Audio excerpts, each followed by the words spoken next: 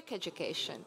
So we all know that talent is universal, but unfortunately, tech education isn't accessible to everyone.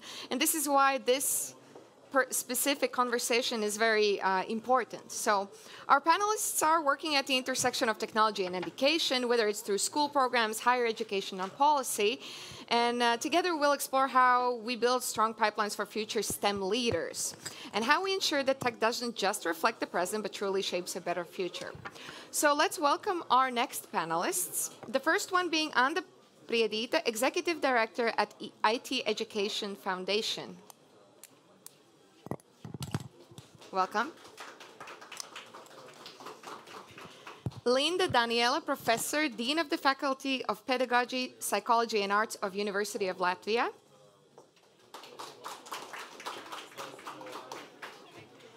Dana Narvaisha, Head of LMT Educational Initiatives, member of the Augt Foundation Council. And last but not least, Elchin Jafaro, the founder of Datorium. Welcome. Hello, everyone. I think this has been a long day, and thank you that you are still here. We are pleased to be here as well. And today, over the next 30 minutes, we will explore which technologies are most impactful in school, what technologies we should bring in school, why, and what challenges do we face when doing it. But before we start, I would like to know opinion of our audience, and that's why I want to ask one question at slido.com. Please open slido.com, enter the code or scan QR code, and you can start answering the question. And the question for you will be, which technology do you think has the biggest potential to transform STEM education in the next 5 years? So, so I hope that you see the question. No, it's not. I think that's not the right question. These are names of AI models. Yeah. Okay. No, it is the right question. And while you answer the question, I will introduce you with our panel. And I would like to ask our panelists to shortly tell about your background, what are you doing, and why are you interested in STEM education and technology. Yeah, let's start with Linda. Start with me. It's on? Okay. Okay, hello everyone. I'm not here for all day, so it's not so boring for me. Regarding technologies, originally I am not from the STEM field, I am from educational field, but I decided that technologies are needed in schools, and that's why we developed a study program in our faculty, study program called Technologies and Innovation for Education, and we use all of those you mentioned here, and it's aimed for educators to learn how to teach students with robotics, with 3D printing and so on, and also for students of bachelor level, they learn how to use that. So that's my connection with STEM and with technologies. So I'm not able to code or whatever should be done there. So your turn. Yeah, Elchin, please. Thank you. My name is Elchin, and I was working in corporate sector, mostly in finance, but parallel also doing some lectures, actually at Latvian University, then RTU, then other universities, including SC Riga. And I was always interested in education. And it was a time when I decided that I want to go with education, and technology was one of the most hot topics then, right? And then I decided that I want to go to the direction where technology meets education, and this is how Datorium was formed. So now we are around 35 people in Datorium and working and making the edtech, actually, working edtech. It's not just words, but we are really applying that. And talking about STEM, I think STEM is really important. Why? Because In fact, all the technologies are, STEM means actual technology, and we're going to talk about those things later. But I think that is important, and I also teach STEM at schools, so that's also my background a little bit. Yeah, Thank you. I have a microphone. I'm Dana. I'm also from education, and I like to define myself as an change agent in education. And to be a change agent, of course, you have to consider everything that happens in the world, and especially technologies and STEM. And one thing what I want to change already when we talk about technologies and STEM, I want to say and show that technologies are everywhere, everywhere. So STEM is not only as a separate field, and maybe we sometimes look at it not in the right way. Like we look at sports, arts, music, design, and then there's humanitarian sciences, and then there is STEM. But what I want to say that STEM and technologies are in all these areas. I would say it's like base for everything else. There is no concert, music concert. There is no art gallery. There is no sport event or sport field where there wouldn't be STEM and technology. So this is what I try to change now. And I also encourage everybody to maybe not to say to students, hey, come to STEM and learn STEM, but it's missing, no? But let's say that if you are interested in cosmetics, or if you're interested in art, hey, learn STEM. You will reach more. You will do more. So so let's bring technology and STEM everywhere, and that's what I want to talk about. Okay, thank you, Dana. And I am Anda. I work at IT Education Foundation, and we want to inspire students to learn IT and later to work in that field. And to do so, we try to support teachers, schools with resources, materials, and so on. So maybe we can see once more the results of Slido, just to see what you think. Is it possible? Yeah. I think it's not very a big surprise that AI is at the first place. But I want to ask a similar question also to our panelists. If you could choose, which technology would you choose and why? Let's start with Elchin. I think that you will probably something similar say. Yeah, I feel now there's a small problem because I wanted to surprise you, but you all know already that AI is the next thing, right? So there is no surprise. Actually, I have to say that we are now working with AI in education. So we are now the leading AI provider in Latvia, and we're becoming also in Baltics, at least I think, for teachers. And what does it mean? It means that AI has not just, it's a buzzword, but it has a transformative actually power. And we see that in action. So that's why I would say that I agree with the audience in this case. And if we are talking about AI in education, so let me tell you, maybe today you have heard a lot about this AI and AI. I think you're tired of that, right? AI.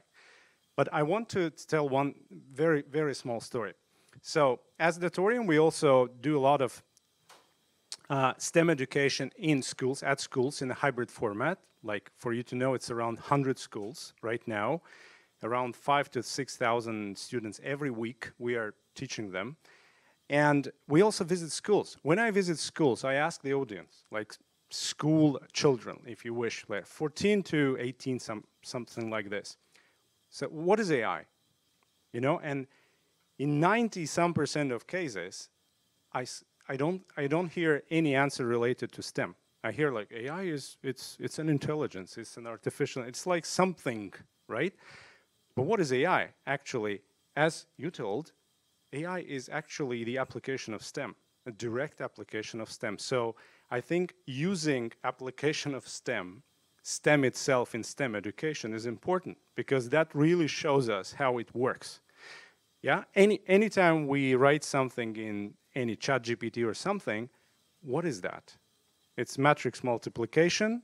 It is chain of mathematical functions, right? It's not a human who is thinking there. So that is STEM itself.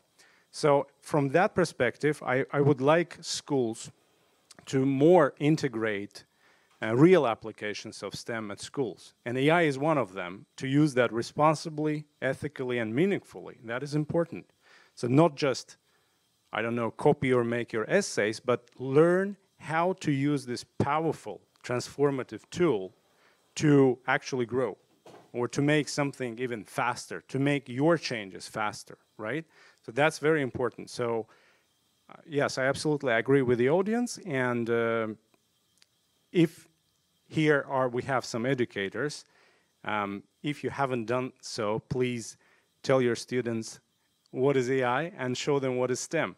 STEM is science, technology, engineering, and mathematics. And everything is in AI, actually. AI is based on that. So that's my short. Thank you, Elchin. Dana, how about you? What would you answer? I wanted to protest this question because, of course, the first answer comes into my mind is AI. But when I see all the other tools, I really want that they all stay and they have an impact, like also 3D printing, and they need to collaborate between each other. Like, you can't just live with AI tools, forever. So I really want them all stay and that we use them more and more. So that's why I wanted to protest the question. I wouldn't probably answer. Thank you, Linda. Okay. For me, as I'm not from the field of technologies, AI is a bit magic, of course, but as a person who has developed the program, introduced a lot of technologies in our faculty for teachers, for educators, my deep concern is that AI should be used at schools, but a lot of teachers are afraid of that because of academic honesty, because of those essays they are writing. So, and in my opinion, the switch should be that teachers are not afraid of that. Teachers are using it. Teachers are teaching students how to use it. Teachers explain where is STEM, where is history, where is hallucinations, whatever there can be. So I think there is a big gap in that, what is going on in the field of technologies and what is going on in schools right now. In my opinion, we have to narrow this gap and teach teachers and encourage them. Thank you.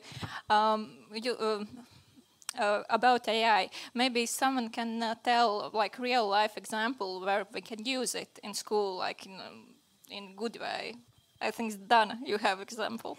I have an example with essays. So how I would do that. So first of all, I would ask AI to give me several examples of good essay. Maybe I would give criteria so, they do what I want.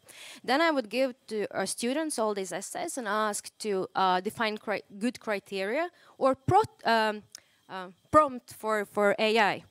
So when they read those essays, they find the criteria, they find them, and so they have a prompt that they need to use at home using AI, giving this prompt in and asking for very qualitative essays, and then they need to read them and learn the phrases and go over and over and as many as they can. And when they come back to school, they write an essay based on those criteria. And if you have trained with AI as many times as you want, you will have phrases, you will have criteria in your mind, and then you can create your essay.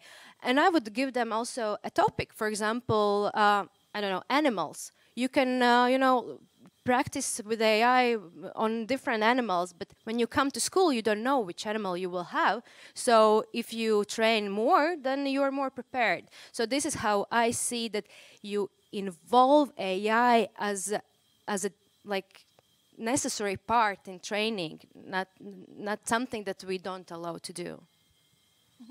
Elchin, you want to add? Yeah, can I add? I actually really agree with you that it can be part of the education process, but of course we have to be careful with the biases, ethics, and so on, which is really important, and this is up to technology people to do. But I want just to add one more application. For example, we have created the Turim AI. First, we did that for teachers. Now, imagine teachers, they are waiting for books, when books will be updated and so on. And plus, they need a lot of like exercises and a lot of things to do, right? And plus, they have a lot of things to write, all these criteria and so on. So we have automated that. Now, instead of spending like, I don't know, 2 hours writing these things or preparing for the lessons, yeah, repetitively, in a routine way, they do that now in seconds and minutes. They just generate. Because when we talk about AI, actually it's a buzzword. In fact, these are, right now we are talking about generative AI. These are generators. They generate images, they generate text, right? They don't like think as we think, probably. And actually we don't know how they think. So using this is really also very useful. And now imagine what you told. Imagine, actually this is what we will release from September, because we were waiting the European AI Act to be like clear to us also, and now we are clear with that. So imagine now teachers giving students not to work only with books, but you are working with some dynamic model, which is an AI. You can ask and get answer. Plus, AI can know, so in our model, you will see that in September also, the new one, for students. Students will be able to train, to interact with the model, and this model calibrates student and knows that, hey, here are the knowledge gaps, let's fill it. And it can be individualized. This is really a very powerful thing, I think, if used in the right way. Linda? Okay, I don't have examples from school, but I have examples from students. Our students who are students of program for technologies for education, they are allowed to use whatever they like to regarding technologies. So, for example, they have a task to develop platform. So they can use AI, they use that. Some of them are clever, they understand what's going on there, but some of them are, let's say, not so clever. So they use AI, and then one part is working. Once you put another part, it stops working. So it's a learning process to understand what's going on. So they have to learn why it's not working. And I think it's a very wonderful learning process. They should understand why the code is not working, what's wrong with that, and it's my example. Yeah, thank you for your examples, and I agree that AI is like a great tool, but I like that Dana said that we shouldn't forget about all the other kinds, and for me, I really like robotics because I'm a physics teacher, and so there are so many theoretical concepts that you can bring to life through programming, and then I see how it's work in real situations. But to bring all those technologies in classroom, Linda, you already said that there is like sometimes teachers need to learn as well, and then there's some they are not always like really open to that. What are the biggest challenges to schools, to teachers? Wow, robotics, I also like robotics. It's my first friend in technologies, robotics. But challenge in school, I think that schools are, at the moment, they are in big stress. So they have a lot of tasks. They have to do a lot of things, and they are thinking that if they will start with robotics, they will lose time, and they will not teach something. So somehow I things that they don't see that you see there, that they can learn formulas, they can learn programming, they can learn mathematics, and teachers have to learn that. And other issue is that it's really my personal opinion that we put a lot of effort on Latvian phenomenon, which is out of school education. In my opinion, all those interesting things like robotics, programming, activities should be brought in school, in lessons. Otherwise, we are teaching those boring things in school and then it's out of school activities. And that's a challenge where and when and how put all these things together. Yeah. Elchin, you also work with schools a lot. How do you see the problems? There are different aspects, but let me concentrate on one very clear aspect, right? So we teachers, we're humans, right? We have limited time, we have our own private lives and so on. So there are a lot of things except teaching, teachers also do, like administrative things and so on. Plus they are teaching in class, they have to manage the class, they have to deal with social issues and so on and so on.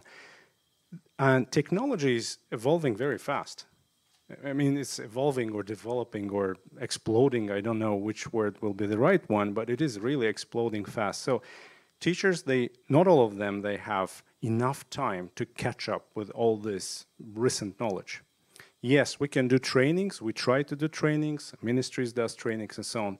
But it requires a lot of additional time and effort from teachers, right? Which is understandable. Now, what would be my wish, what we try also do, or I do in my classes also. For example, we have mathematics, we have physics, and we have programming. So why not integrate more of that programming into physics, into mathematics? Why not to integrate robotics into physics class? And yeah, why not actually? And show the kids or youth how this is really works. Not just formulas, this is the formula, right? But really works. And by the way, we also use, for example, virtual labs for that. Some say that it's not that efficient, but honestly, at start, they are very efficient. You see how electricity flows and so on. So I think the problem right now, the challenge coming back to this, is that we really have to probably inform more teachers, and plus it will not help. I think we have to have a collaboration. So government should collaborate also, I think, with the private sector, because we have these technologies to bring in, and we can directly bring in these technologies, immediately show how it works with the students, right? So that's also a very important aspect, because integrating into different subjects, STEM issues or technology things require certainly also qualification and knowledge. And so that's also an option, actually, which can help to solve this challenge. Thank you. Dana, what are your thoughts? First of all, I agree with both of you, but one thing that I want to say, technologies are challenging. They are hard. If we take a phone, it's not easy. If we take computer, if we take a car, actually technologies are not easy. But when you have this motivation and you see how phone can help you, like you want to drive a car, then you are willing to learn, willing to go those steps further, even though it's difficult. But when we look at the school, and Elchin already mentioned that there's so many tasks that teachers have to do, and then you need to acquire this VR glasses, and whenever you try, there's like always something happens, and then you don't see that it really helps you or kids, because it really takes many steps forward to, so that it becomes a part of learning process. And I think that there is this disbalance, and what Elchin also said, that the technology is developed so fast, and you learned Kahoot, and teachers use Kahoot like every year and every subject, like what they learn, they really use. And it, it takes time when they learn, they use, but if there comes like Kahoot, Mentimeter, Slido, like so many other things, they don't catch up. And one of the solutions is actually maybe prioritize, and the other one is to give experience to teachers. What I have seen, when teachers use things themselves, they experience as a user, then they bring it to the classroom and they use it. But they can't learn in the classroom and then bring it to class, not in the classroom, but in professional development, and then, you know, bring it to classroom and teach. It's difficult. It's even impossible. So the first step is that teachers use it in everyday life, experience it, and then they will do all the rest. So, but this is challenging, how to give them this experience so they feel this, you know, bonuses. Thank you.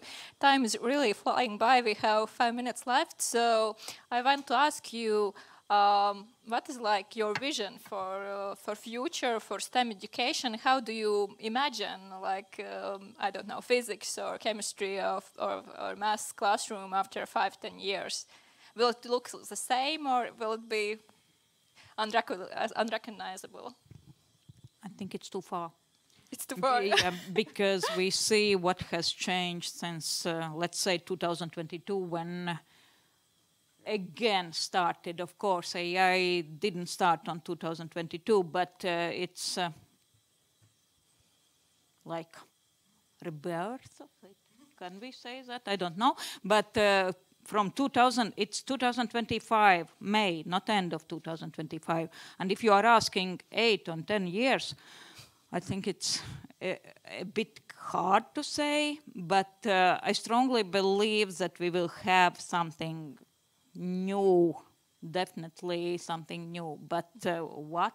I'm not ready to say. Maybe you are. Yeah, but I want to challenge you a little bit, because we know that in schools we tend to stick to all the things, and if you look at the classroom 100 years ago and now, okay, there is like maybe some speakers, and then there's like a big screen, but it looks the same. Students are sitting there listening to the teacher, and nothing has changed in the core. It's the same. So do you think that in 10 years there will be some drastic change? I wanted to say this because I'm really, really afraid that nothing will change. And there was, you know, the COVID crisis. Like, it wasn't just few months. It like, for 3 years my kid was studying at home, and then he goes back and nothing has changed. And now AI, like, this is my worry actually, but I really, really hope that there will be crisis, as we heard before, also in discussion before. I really hope for the crisis, probably bigger one, because COVID wasn't enough. And that we will really change systems in school. And the first step, actually, what I see is that kids in school, but I don't mean building, they use technologies and knowledge that is already today. And what I say, if you use technologies that are used today, you will never miss the future. So that's our first step, because we are running behind now, but we really need that students, like, if there is 3D printer in industries, and they're using it, they're solving problems using it. If there is AI, they start to use it, and that's how I imagine school after 10 years. Let's hope for the crisis. Thank you, Elchin. Okay, let me formulate this way. So it's really not easy to say what will be in 10 years, but how can I imagine it, right? So I see that there are changes, of course, but one thing. So AI now is, wow, AI, right? But no one talks about smartphone, internet, wow, internet. It was some 20 years ago. I think AI will be just norm, right? And no one will talk about that like this, probably. It will be just integrated into some processes, and we will just use it, right? But what I think that it will be, I think the human capabilities, collaborative skills will be very important, and people will go back to that, because we use AI, let's say, to learn some new things. I think schools will use more AI technologies to learn new things, like students learning about, I don't know, waves or mathematics, something like this. So there will be AI trainers, definitely, I think, and we are the one who are actually building these things, one of those in the world, right? So definitely yes.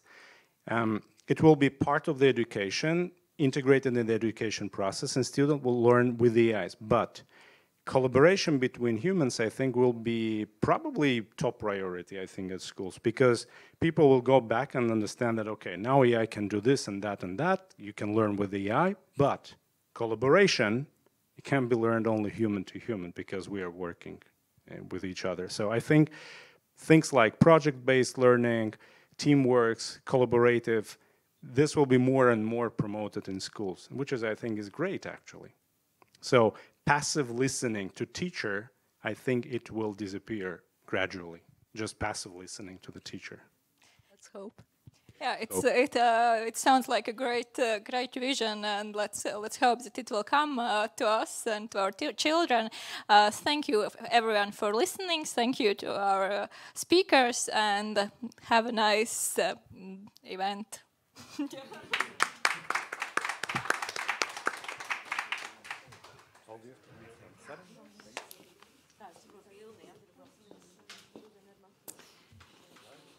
Yes, thank you. Do you want to take a group photo? Okay. Yes, first photos for panelists, and then the others can join. I'll also join then. Okay.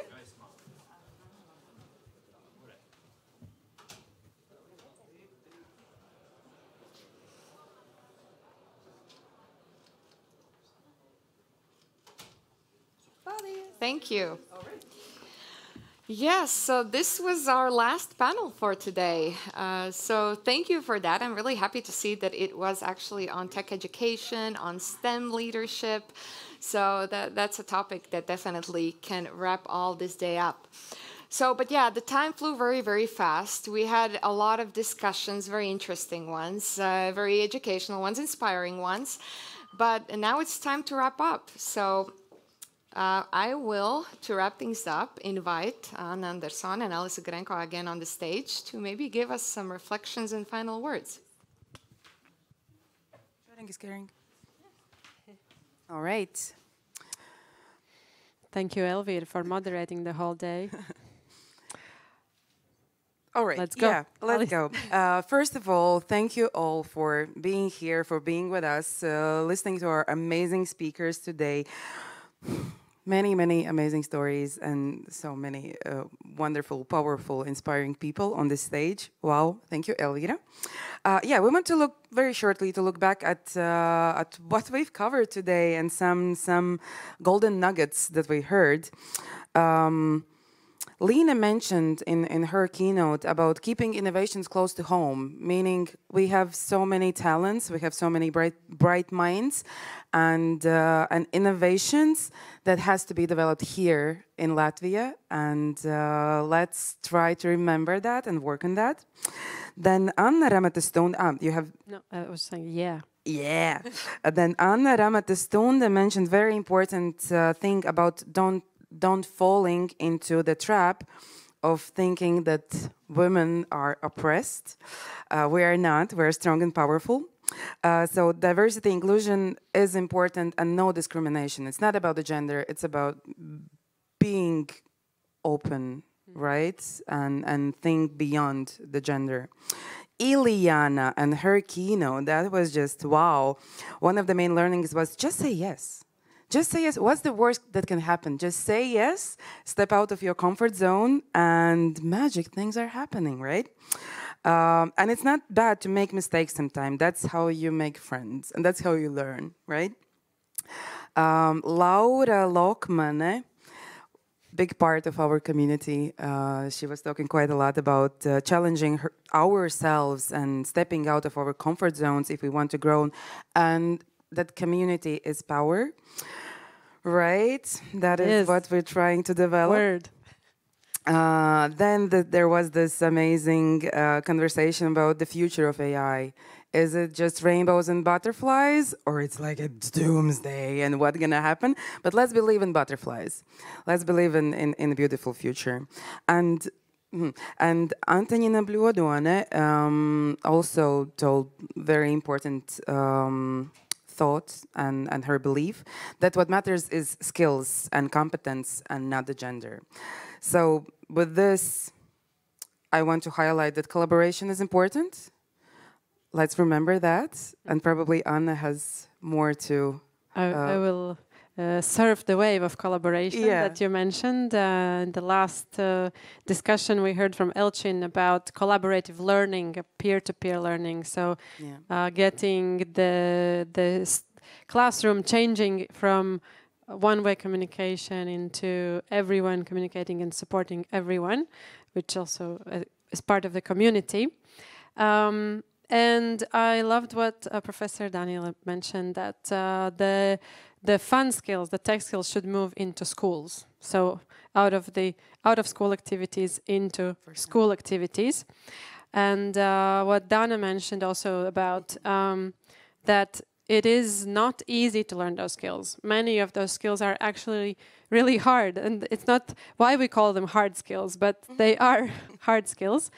But if we have the right motivation, if we see the right, if we see the results, if we can see why we should learn those skills, then we can do that. Just like driving, I like that comparison. So everybody has learned to drive, and I also think like everybody of us have learned to use smartphones. Maybe 30 years ago, people would be outraged and not believe that they could ever use smartphones on a daily basis. But we all have learned that. So there are skills that are out there. If we see the need for them, we can learn them. And from my side, I will wrap up getting back to the start of the day, to Anna Ramatastunda's point that you also mentioned, Alisa, about women being strong, and just saying women, we can. Yes, like, we all can.